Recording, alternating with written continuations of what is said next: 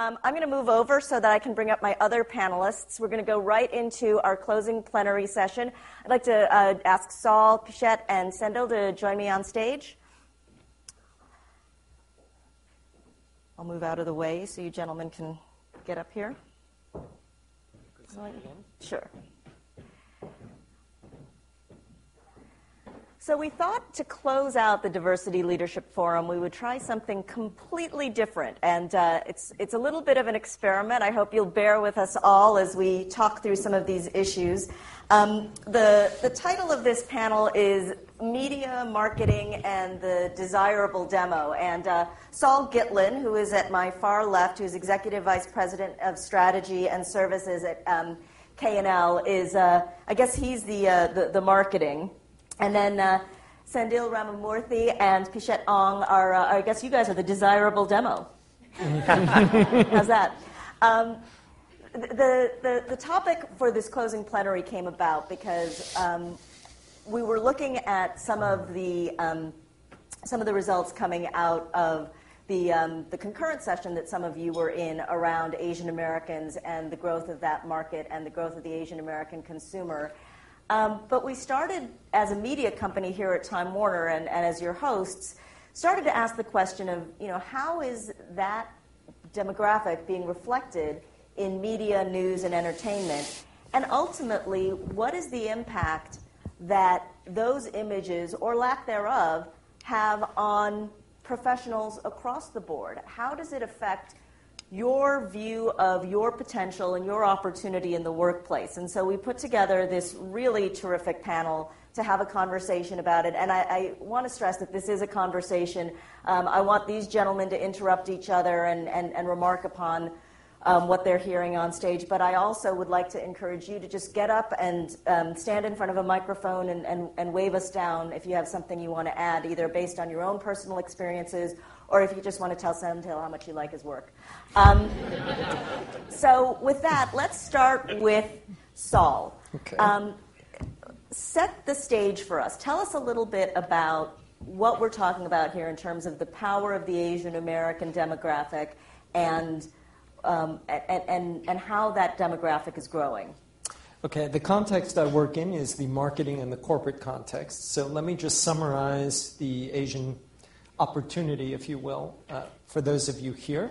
I think some of you were in the sessions either this morning, this afternoon, on the Asian consumer, moderated by my colleague Thomas, wherever he is in the room.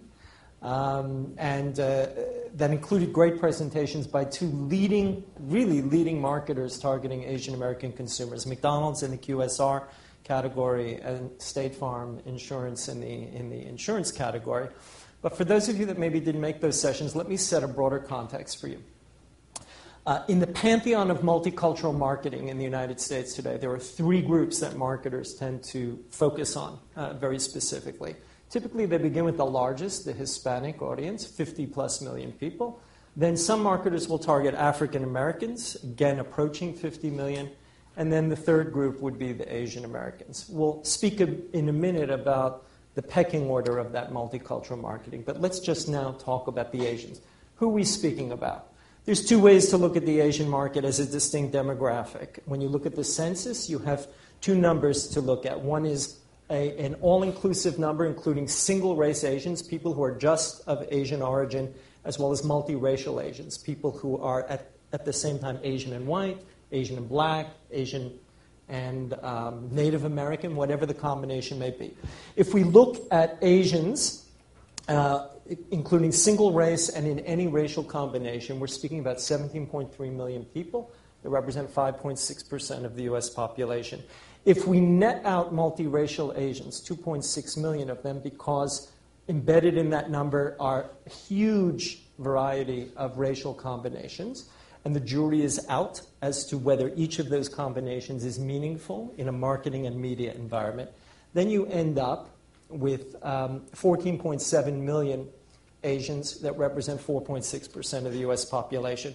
And I think, as somebody who's practiced in this industry for quite a while, a rule of thumb I've learned in speaking to marketers in the country is that when you're less than 5% of the United States as a national demographic, it's hard to get marketers excited about you. So herein lies one of the central issues in marketing to Asian Americans, that marketers look at this population and say, a third the size of the Hispanics, let's forget about them. But here is the magic of the Asian consumer. Tightly concentrated, more than half of them living in 3 states alone. Those of you in the breakout groups heard that. And it's a population of superlatives. Fastest population growth rate of any group in the United States. Highest median household income of any group, almost $13,000 ahead of white people in the United States.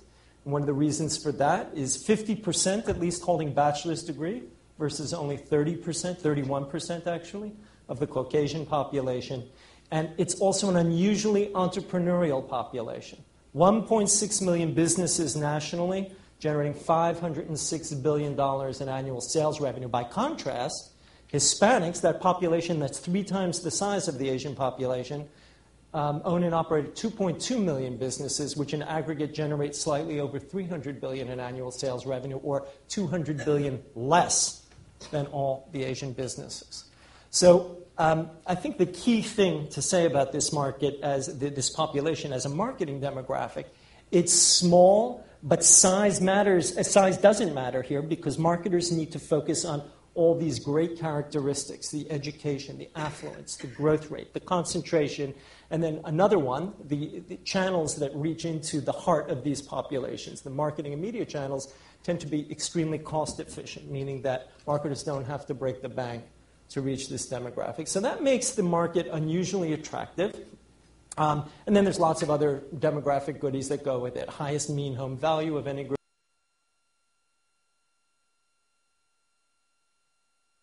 in the United States. There are more Asian households earning over $200,000 a year than there are Hispanic households, for example. So there's 352,000 Asian households in that income break versus only 207,000 Hispanic, despite the fact that Hispanics, again, are 3 times as high. So an unusually attractive demographic. Now, here's kind of the end of my little introduction. So who cares about that? Well, today, you would think that marketers would be falling all over themselves to speak directly to this population, but that's not yet the case. Who's targeting them? The financial services industry has locked on to all those demographic goodies that I've just shared with you, and they've been heavily entrenched in marketing to this population.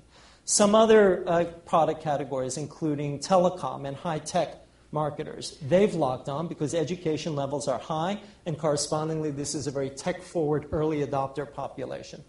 And then certain other product categories for which Asians index very high for use of the products have focused on them, but a whole host of categories and marketers have yet to really acknowledge this group, or even if they've acknowledged the potential, haven't yet gotten to doing anything because they're still a little preoccupied marketing to so-called larger populations. So this is a beautiful marketplace, really attractive, but doesn't always get invited to the budget. I often describe this marketplace as the Cinderella segment.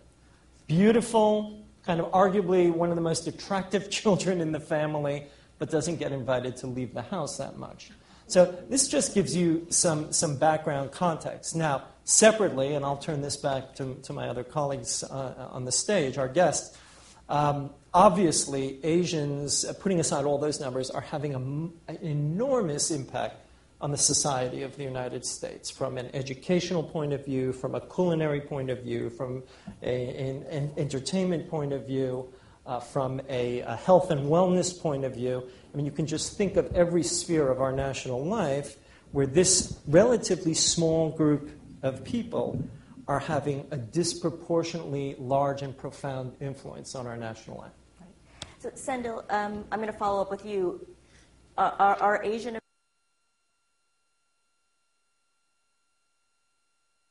Americans Cinderellas when it comes to entertainment as well? Yeah, I think so. Actually, to kick back to something Saul said a minute ago, talking about the Hispanic population and how they're catered to marketing-wise, I think that's a huge thing, certainly on television, but very much so in the studio films. I'm thinking of one example in particular because it involved me. Actors are very solipsistic. It's a big studio film, and I won't say what it is. And there were warriors that were going to be from all different parts of the world. And one of the warriors was written as an Indian warrior. And I guess the studio that I'm speaking about, they did research, and for whatever reason, they actually ended up, after I'd gone in on this and auditioned, changing the character to Hispanic, because the demographic, whatever research that they did, and I don't have access to what the research was, told them that it would be more profitable and reach a larger audience if they changed that character to a Hispanic character. And so I think this is very much what Saul was getting at, and it certainly permeates into my business as well. Having said that, things have gotten a lot better. I mean, I don't think that you can turn on a television show and not see Asians on them in some way, shape, or form. And Saul and I were actually speaking about this in the green room earlier. Was, is it that Asians play certain characters? They play the doctor or the smart guy or the, and that's very much still the case. And I don't know what it takes to change that yet. Otherwise, I'd be doing it. But I think it's a question of it's a question of time, and it's also a question of people realizing, like Saul said, that they're, it's a very affluent section of the community, Asians, and at some point, and hopefully, I say this in all the interviews that I do because I'm hoping it gets out there.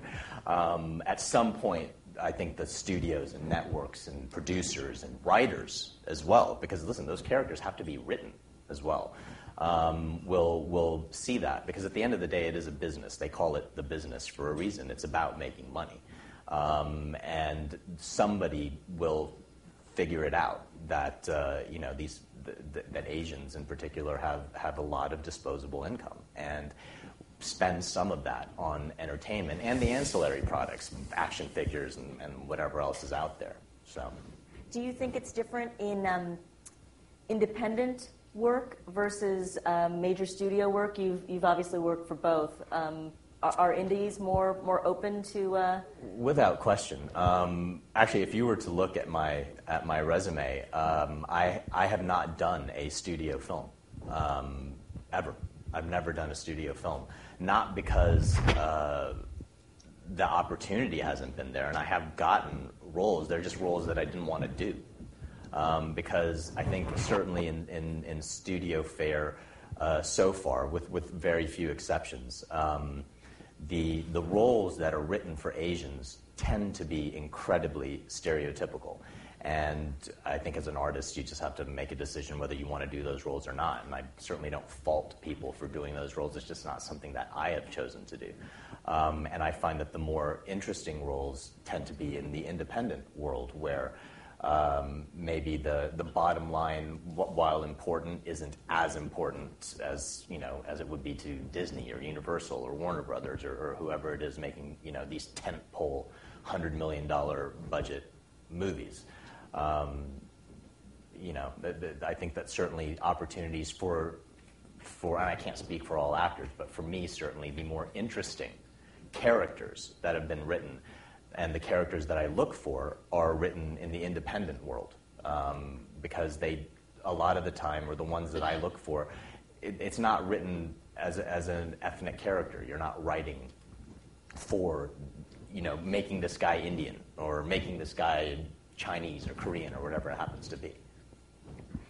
Pichette, we talked a little bit earlier via email about the culinary world and the large number of Asian faces you actually see. How many people here, it's my secret guilty pleasure, watch cooking shows? And cooking show fans? Top Chef, Pichette's a Top Chef Just Desserts regular. Tell us a little bit about how media and reality television may have opened doors and created new perceptions about Asian Americans when it comes to the food business? Well, first of all, I'm a chef first and foremost.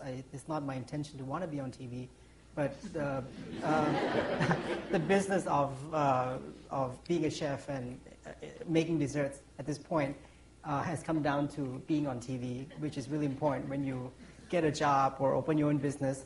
And so actually, TV has been in pursuit of me for a while now, but it wasn't always the right fit because, similar to what you experienced, they want me to do like a Chinese cooking show, a Thai cooking show, and I'll be like, that's not really what I do. I do desserts, and then they always go surprised. Oh, there's desserts in, where's the deer from? China? Thailand? And then, I get the same thing when I go on job interviews.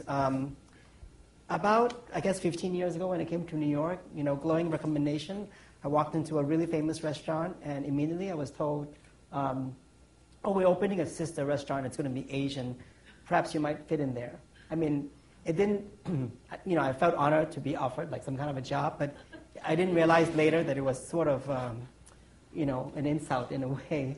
But anyway, so recently, in the last couple of years, it wasn't until like you see a lot of Asian pastry chefs, Asian trends permeating dessert making and techniques and ingredients permeating restaurants, French, American, it doesn't matter what kind of restaurant. You see a lot of new technique that started in Asia going into restaurants and also Chinese faces on Asian faces going on cooking shows.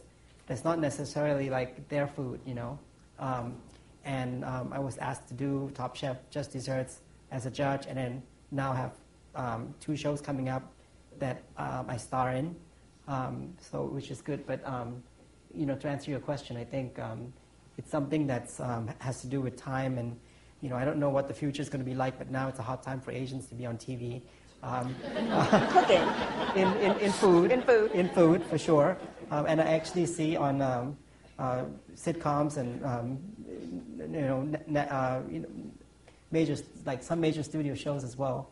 I see a lot of them, and I'm really proud of that. And it's great. Right. But before we move on, I'd just like you to talk a little bit about your very circuitous route to becoming a pastry chef. You didn't originally train to become a pastry chef. You're self-taught. What is your background, and share for your audience how you got here? Well, I was born in Thailand. I have of Chinese descent. Both my parents came from China. I was born in Thailand, and I originally wanted to be an architect. I actually gone for a traditional, like a formal training for that. I went to Berkeley, graduated. It was the thing that I had to do because both my parents have graduate degrees, like as a typical Asian family.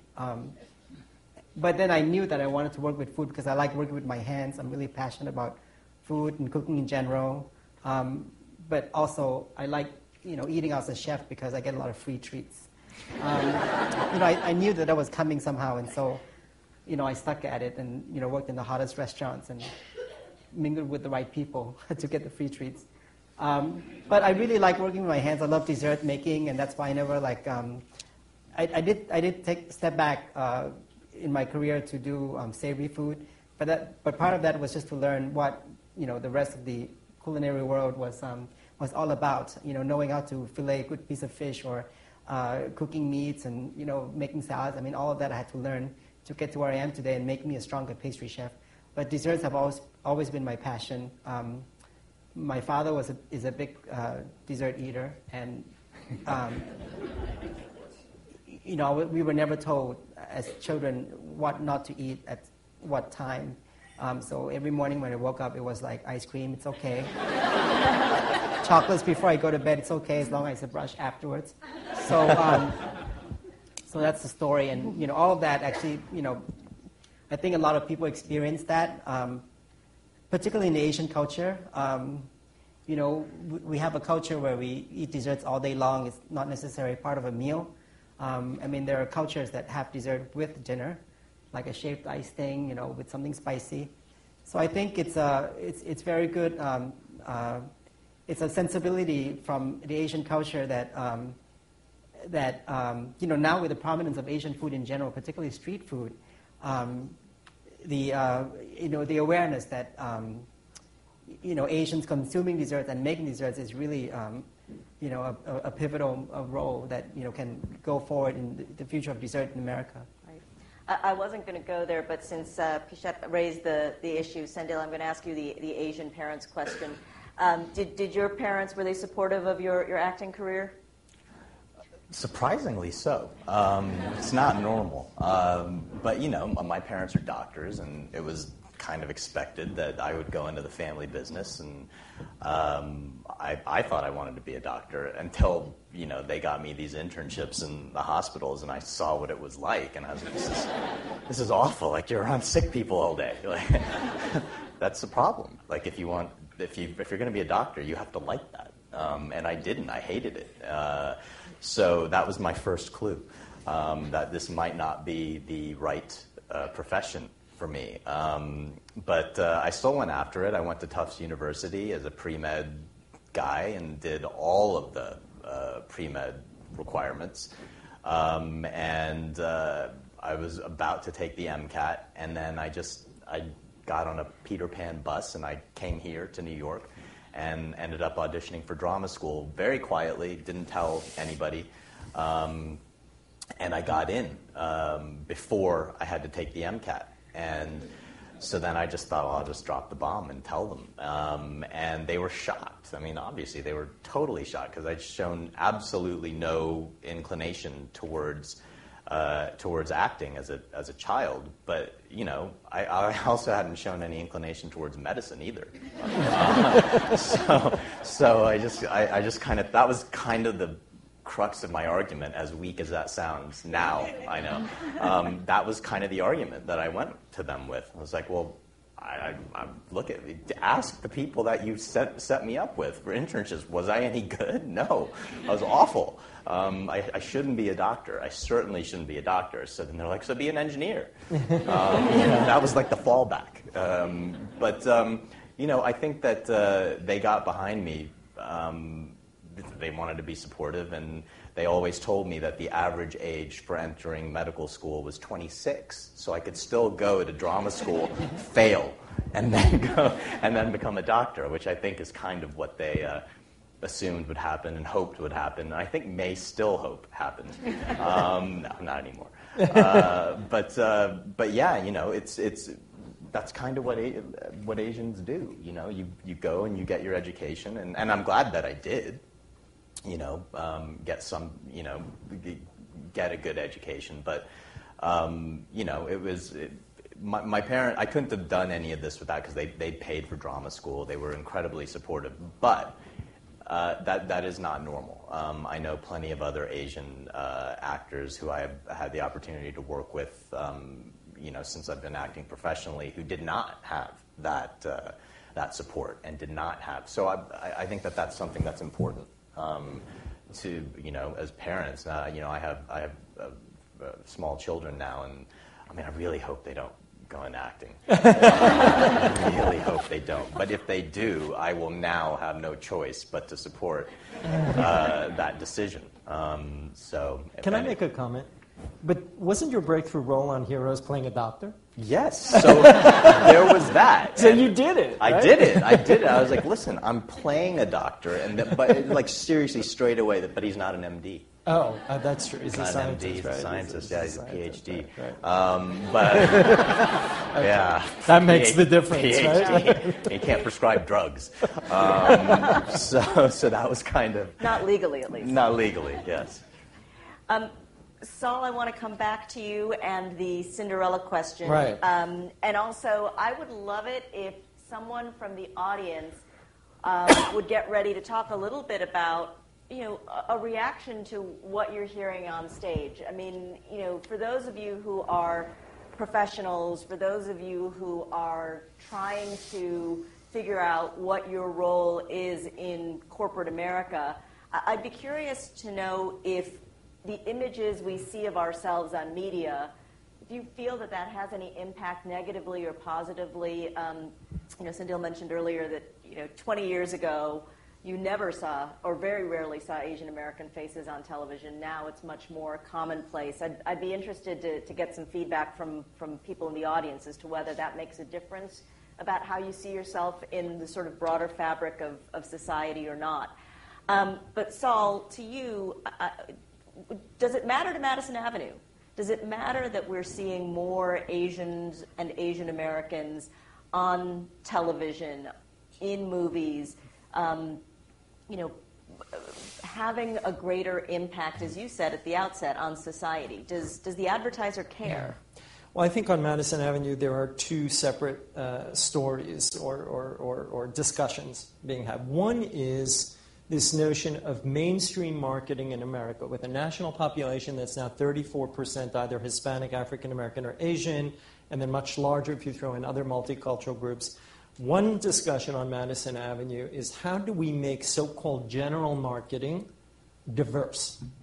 So we're not talking about unique programs in Spanish or Chinese or South Asian language, but how do you take so-called general marketing, the stuff that you see when you flip on networks and cable, and make that diverse, recognizing that English language advertising around the country needs to reflect diversity because, all these groups, many people are speaking English, whether you're born here or not, but there is inherent diversity. So that's one level of discussion, and I think that discussion is an ongoing discussion. Some companies are paying a lot of attention to that. Some other companies are not. Some agencies are particularly ahead of the curve in thinking about this. Mainstream agencies, some are not. What's a good example? Is there a television or print or online advertisement that many of us may have seen where you think it does a good job of just reflecting what is for many of us our everyday lives? An Asian American woman in the office talking to her African American colleague, or well, I mean, there are many, but one that comes to mind is I don't know where Vivian from McDonald's is in the room, but I was sitting in the breakout session on the Asian consumer, and some general McDonald's advertising was shown that was inherently diverse and really something in there for everybody. And but done in a very tasteful way, not a way that spoke of tokenism. And not a Benetton ad. And I think that's I'm sorry? Not a Benetton ad. Right, not a Benetton. And I think that is the kind of approach.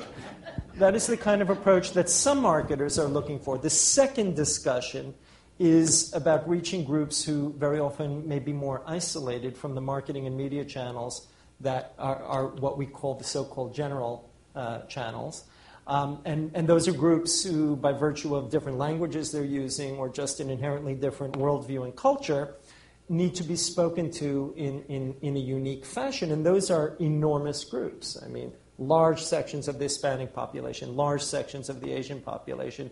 And once again, there are some marketers who get it and some marketers who don't. So we are not, even with the demographics of the country, I have a stump speech where, to advocate generally for multicultural marketing, where I get up and I say, forget that I'm talking about multicultural marketing. And what would you say if I told you I want you to pay attention to a consumer that today is a third of the U.S. population? It's the population majority in our top 10 urban areas. It's the fastest growing population in our top 50 urban areas. It's over half the state population of California, the single largest state market. $2 trillion in annual purchasing power, which ranks it, if it had a border around it, as one of the largest economies in the world. 20 million more than what we call the baby boomers, okay? So larger than the baby boomer generation, and can be reached through marketing and media channels which are more cost efficient or cheaper, if you will, than the mainstream. What would you do? Now, what idiot in his right mind would say, let's not do anything? But that is, in fact, what's happening. So this discussion is ongoing. With each census and each new data point that comes out of the government, we get more marketers on board. Part of this story is not just a data story. It's about diversity within organizations. Those of you in the room who practice diversity, Jonathan here at Time Warner, it's bringing diverse perspectives to the marketing and business development function within organizations. So that is...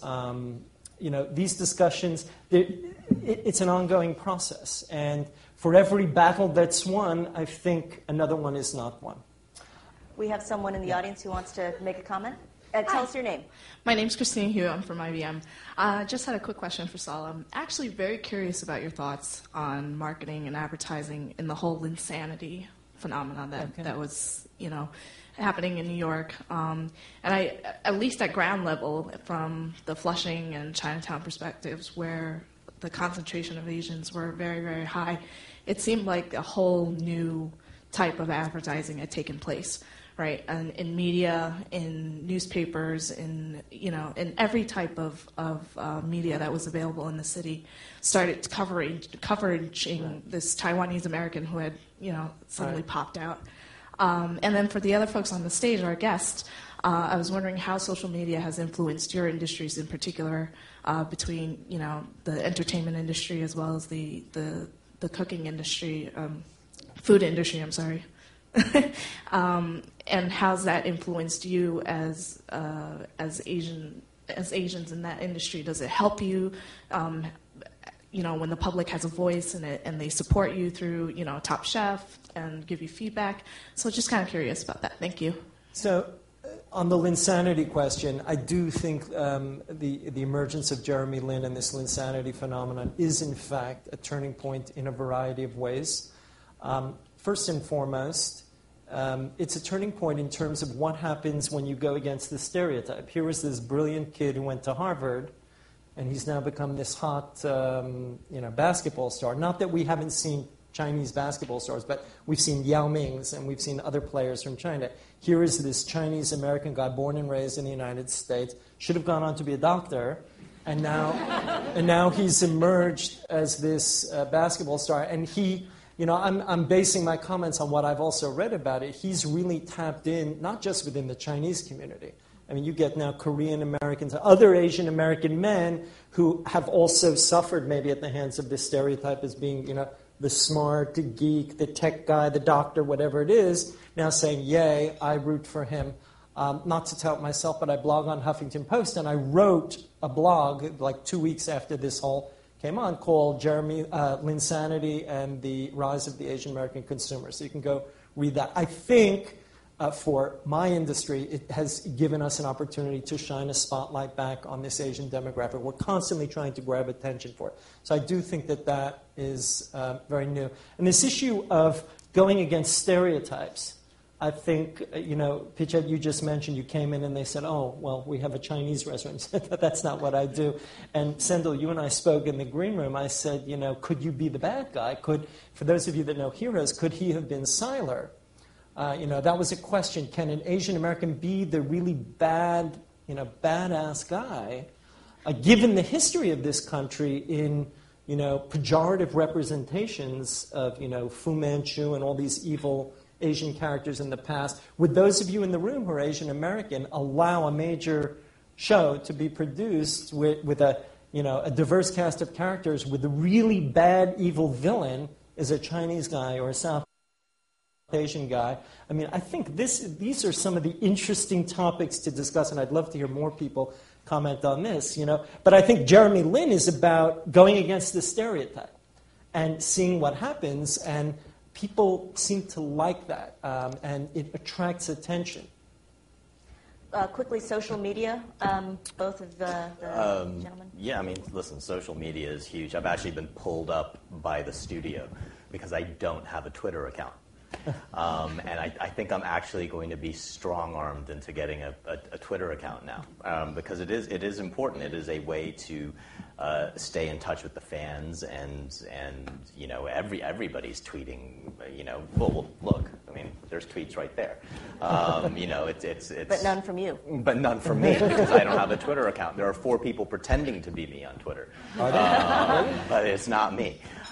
So yeah, I mean, listen, there's been talk about putting it in actors' contracts now to maintain a Twitter account, at least to have a Twitter account. It is very, very important. If you look at on any television show that you watch, you will see in the bottom left-hand corner there will be hashtag covert affairs, hashtag burn note, whatever show it is you're watching, Top Chef, all of it. It will all, they want you to see because it's what's trending. It's a way for them to kind of measure this. Now, what I don't know is when they go, like for television, you have these things called the upfront ad sales, which I'm sure you all know. I don't know how much of the social media stuff is presented to the ad people.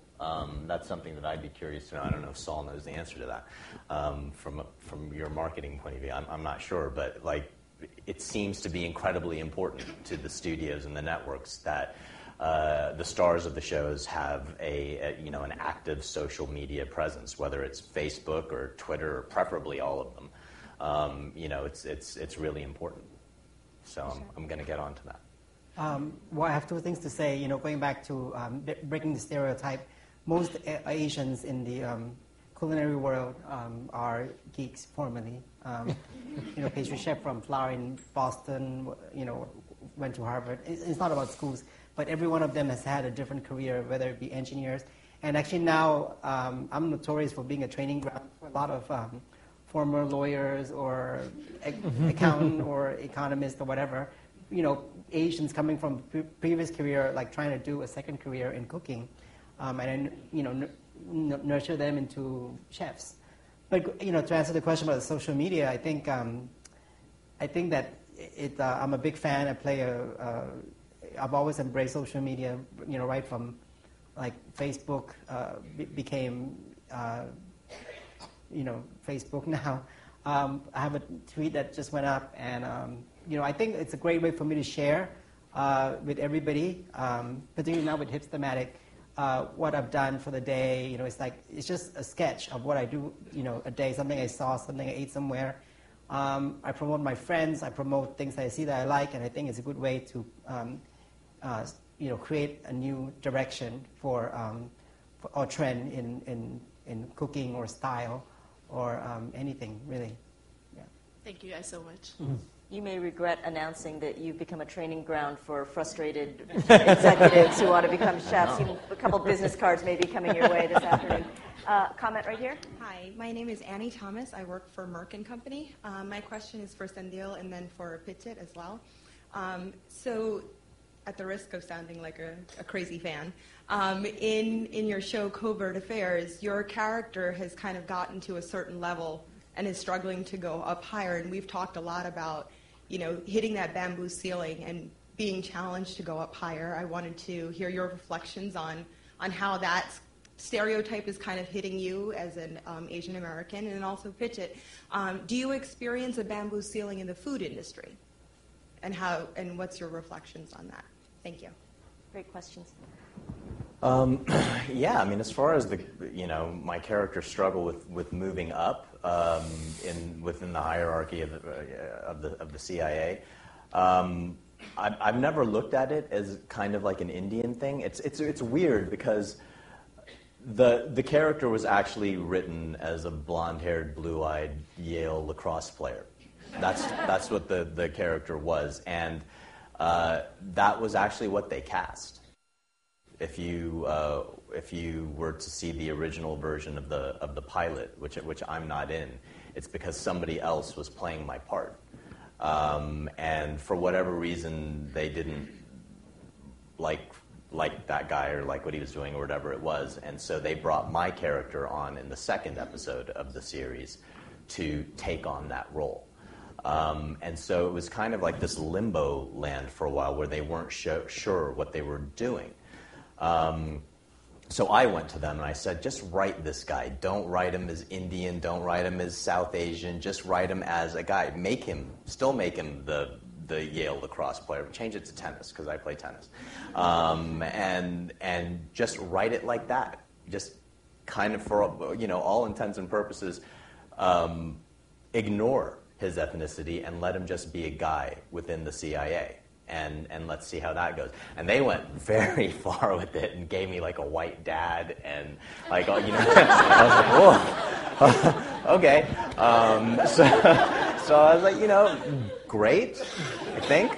But as far as the character hitting a ceiling, I don't know if it was their intention, and it's certainly not how I have looked at it, is that it was had to do with race. It just has to do with the way it is at the CIA. It's a for lack of a better word, it's a bit of a clusterfuck there. You can't really, it's hard to move up there. And so I think that's what they were trying to reflect, because the show's producers are very much in touch with the CIA, and we go to the CIA and we met with them and spoken to actual CIA operatives who are our age, and this is the kind of feedback that we got. In my line, I think the ceiling doesn't have so much to do with my ethnicity or race. I think it has more to do with just the nature of the work. I mean, I chose to be a pastry chef.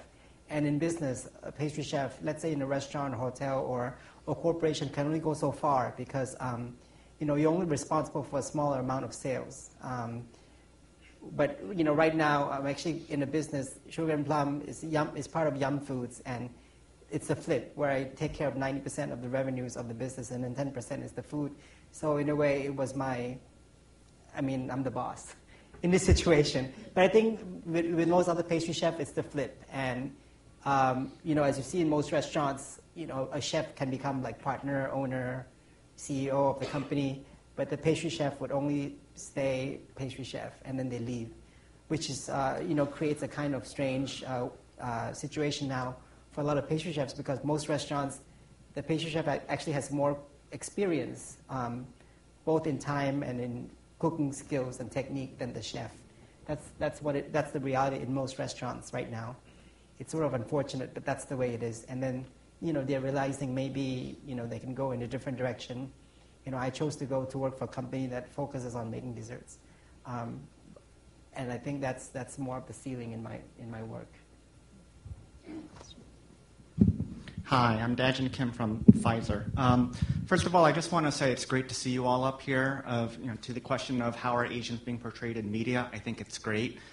One of my favorite ads, I don't know if Honda is here, is the Honda commercial with the two Chinese couple that talks about the car in Chinese, and then the Caucasian salesman actually responds in Chinese. So it made me stop, it made me laugh. It said, yes, we're out in the media, it's a great thing. But at Pfizer, I wear a couple of hats. One is on the leadership team for our New York Colleague Resource Group for Asia Pacific Americans. And I think our leadership does Saul, everything that you said. It's a growing population, there's higher net income, there's more opportunity and targets that we should do. As I put on my functional hat, I'm in one of the strategy and analytics teams, and we do a lot of segmentation. We look at behaviors. So I think the pushback that I would get is that, yes, income level is high, education is important. These are the things that we want to look at. But I think it's more broader of looking at the behaviors and segmenting the behaviors. Saul, from your experience, could you provide your thoughts on how the, ethnicity or the country of origin becomes a critical factor more than some of these broader behavior segments that the business might be looking at?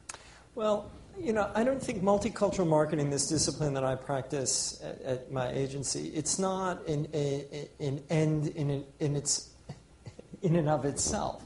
It's the prism through which we communicate and build relevance with our target audience. There's always another story as to why the marketer is targeting these populations. So, State Farm is not targeting consumers because they're Chinese. They're targeting them because they're viable insurance consumers. McDonald's, again, is selling product. But to grab their attention, let's talk about what marketing fundamentally is. To grab their attention and to get them to think about you and then consider you and then actually buy you, we want to be the most relevant. We want to tell the most relevant stories. And in the case of many of the immigrant populations I deal with, that relevance is most easily dialed up when we recognize who they are culturally, what their families look like, how they talk to each other, how they behave to each other. In the case of Pfizer, it's a little bit different. I actually have done work with Pfizer. I need to speak to you afterwards because I've never met you. But in the case of pharmaceutical companies, and we had Merck in the room, done some consulting for Merck as well, it's about zeroing in on, first and foremost, on products that are relevant to the population. So in the case of your category, it's treatments for diseases or conditions that index very high in these populations. And I could rattle off what those are for you, as well as for Merck, as well as for anybody else in the room. And then it's about understanding behavior around healthcare and propensity to find out that you have a condition and how you interact with you. Kind of analyzing the whole journey to figure out what the opportunity is. So I would say the behavior with the product or the potential behavior for the product is the reason we do it. All the cultural and language bells and whistles, it's about effective and relevant communications. I don't know if that answered your question, but... No, I think that has. Thank you. We have had, I think we still do in different forums, multicultural marketing groups. And I think it depends on just the priority that we place on it. But I like how you kind of have the segmentation and then the execution of it. Yeah, and just as a final point, when I have marketers come to me and say, I think we want to do this, the first step is to say, well, the Asian populations that I work with, can we determine how they interact with this product? To what degree are they buying it? And what the business opportunity is. If we can't determine that up front, I will often be the one to say to the client, save your money. Because unless we have a business case behind this, it's, nobody is targeting Asians or Hispanics or African Americans because it's like a big, what they might call a kumbaya moment. Let's recognize diversity and put the issues of business aside. This is a business. And the business can be had, but we have to focus on that. So, I mean, that is at least my approach when I work with clients. Great. Thank you. Yeah. Yes. Hi, gentlemen. My name is Nathan. I'm from HBO. First of all, thank you all for coming here, particularly Sendhil, because I'll be telling my girlfriend later that you were present, and she'll be very angry at me, and there'll be lots of fun to be had. I wanted to, this is a bit of a two-part question for all of you, and it's a bit of a tangent from the previous bamboo ceiling question that was just asked. In all of your professional spheres, what do you see are the major things holding back incoming Asian talent? Whether it's cultural concerns or whether it's certain behavioral patterns that they're engaging in themselves, and also conversely, of Asian talent that you see entering your fields, do you see any common factors that's driving them into the field? Any particular motivations, whether it's professional presence or if it's stars on television? I think certainly for the influx of Asian talent into television and film, it's a question of writing. Because it's two parts actually. It's a question of writing, and then it's also a question of the powers that be seeing or auditioning different ethnicities for a part that may not be written as such. Now, listen, if you're looking for a Nazi soldier, I'm not expecting to go into the room and audition for the part. But if it's Joe Schmo who's a lawyer on Law and Order or whatever it happens to be, then there's no reason for why I couldn't go in an audition or that's something that has to change. It is changing. It's slow, but it is changing. And then the other thing is writing. Characters need to be written that are kind of not culturally specific, but just interesting characters that Asians and Hispanics and African Americans can go in on and be considered for. And I think that's something that's changing at a quicker pace, actually, than executives kind of letting people in to even be considered for the parts. Like in my case, I'm working in a field that's like unexpected for me to be pastry chef, and now on national television, like to be a judge, in dessert. I mean, there are people who raise questions, but then, I think a lot of times, if you see like Top Chef, there's a heavy Asian representation, and I know that they've done. Bravo has done their research and realizes that on reality part documentary show, diversity is good. Like they're always looking for minorities, gays, women. I mean, in cooking, it's still sort of minority women in general. Right. So I think they do look for that, and I think a lot of times, if you fall into those categories, you realize that you want to play it up. You don't necessarily want to hold it back. I heard a rumor that, I don't know, I've never met him for real, I heard a rumor that Martin Yan, for example, doesn't really have an accent. Like he plays up his accent in the show. I mean, I can't confirm this is what I heard. We can get to the bottom of that. Right, so I think that's We'll kind get of some reporters on interesting. that. So, I think like for a lot of, people who don't necessarily fit into the role of being on TV, especially like cooking on national television, I think if, just be comfortable with who you are and just, play that up if you know that that's what they're looking for. And I have cooks who say they want to, get on a cooking show, and I say play that up, like play up your Puerto Rican accent or whatever it's going to do, and you would do much better at the audition. But in general, extreme of any kind works for reality television. I think for reality doesn't it? television, I think a lot of new television also, not just reality.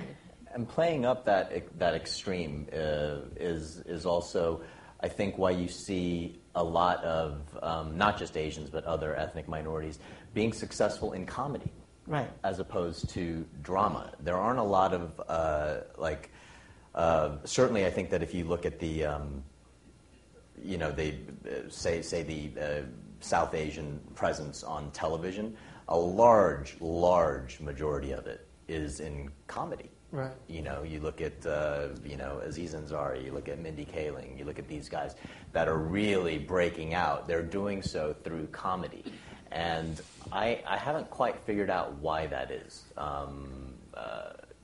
Besides the fact that they are writing their own material a lot of the time, which is clearly the way forward. But I think a lot of it has to do with I would get asked to go in on sitcoms when I was first starting out. And I've never really been a sitcom guy. I don't particularly watch them very much, but I just wanted to work. So I would go in, and they would really kind of, without, some with more subtlety, in more subtle ways than others, would say, be more Indian, do it more Indian, And so I talked to my agent, I was like, I'm not going in on sitcoms anymore, because that's not what I do. And it hurt me. It definitely hurt me. Like when I first left drama school, it definitely hurt me because I just didn't work for a while. And I was here in New York doing theater because, theater more so than any kind of filmed media, they tend to do a lot more colorblind casting. And that's not really something that is pervasive yet in film and television, but it is moving in that direction. It's just moving at an incredibly glacial pace for my liking. And it's interesting that the two actor writers you mentioned, Aziz and Mindy, the characters they play they speak unaccented English, and Aziz's character is named writers. Tom Haverford, right? Yeah. I mean, it doesn't. They're both writers on the shows. They they write do. their parts, and that's why Mindy called me up and she said, "Will you come and do The Office?" And so I went because I knew that she'd just be writing this character, and that's exactly what she did. Right. We are about close to time. Saul, did you want to answer the question about Asians coming into your business, which is the media marketing business? I function in the corporate world, on the one hand in the agency world, and then interfacing with clients. I just have to admit, I think on the client side, many of the brands that are represented in this room and others, I'm not sensing the problem is as acute as it may be in the culinary world or the entertainment world, for good reason. Traditional path to those client positions will be higher education, MBA, and there's certainly today not a lack of Asians coming through those programs. So, pretty much any organization I interface with as a potential client, regardless of where it is in the country, I will often encounter a lot of Asians. The agency world is a little bit different. I would say Asians fare better in the agency world than other groups, and there's been a lot of press attention in the last few years, how within the world of advertising agencies, much more needs to be done, particularly with respect to the recruiting of African Americans and Latinos. And I think a lot of that is underway, but that's a work in progress still. So I would say that, yeah. Before I thank our panelists, I just wanted to remind everybody that we will be going from here into the cafe where we will have cocktails and begin our award ceremony, and to thank everybody for your attention and for your energy and for all of your questions and comments throughout the day. It's been a really energetic Diversity Leadership Forum and one that I've been really pleased to be a part of. Speed round question for our panelists. You guys didn't know this was coming. When do you predict the year where we will have an Asian American president? Saul. Wow. And will it be Jeremy Lin? No. Oh, wow. I think we're a good few decades from an Asian American president. 2 decades, yeah. Sendhil? Yeah, no, I'm thinking a good 40, 50 years. All right. Pichette, you want to? Let's just say 2028. Sounds like a lucky All number. right, I'll take those odds. Saul Gitlin, Sendhil Ramamurthy, and Pichette Ong. A round of applause for our panelists. Thank you so much.